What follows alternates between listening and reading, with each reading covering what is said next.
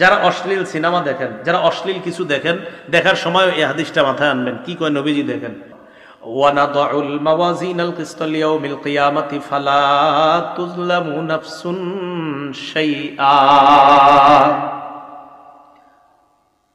আল্লাহ বলেন, আমি কিয়ামতের ময়দানে ওজনের পাল্লা কায়েম করব, মানুষের আমলনামা ওজন করার জন্য, ইনসাফ কায়েম করার জন্য। কারো প্রতি সামান্য অবিচার করা হবে না।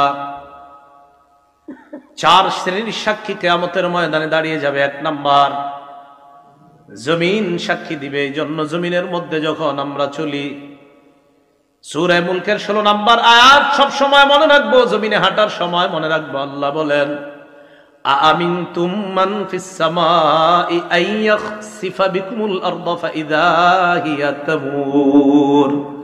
তোমরা কি আসমানওয়ালার থেকে নিশ্চিত হয়ে গেছো যে জমিন তোমাদেরকে, জমিনের মধ্যে আসমানওয়ালা ধ্বংস করে দিবেন না, জমিনের নিচে ধসিয়ে দিবেন না, আর জমিন তোমাদেরকে নিয়ে থর থর করে কাঁপতে থাকবে, এই ব্যাপারে তোমরা নিশ্চিত হয়ে যেও না। আল্লাহ বলেন, জমিনে যখন হাঁটো, জমিনে যখন চলো, তোমরা কি নিশ্চিত হয়ে গেছো?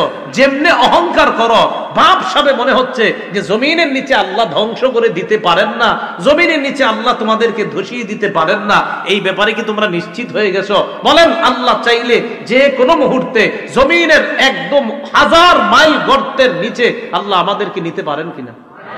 তা আল্লাহকে নিশ্চিত হয়ে গেছো? বলেন, জমিনের নিচে ধসিয়ে দেওয়ার ঘটনা অনেক আগে ঘটছে না কিছুদিন আগেও ঘটছে?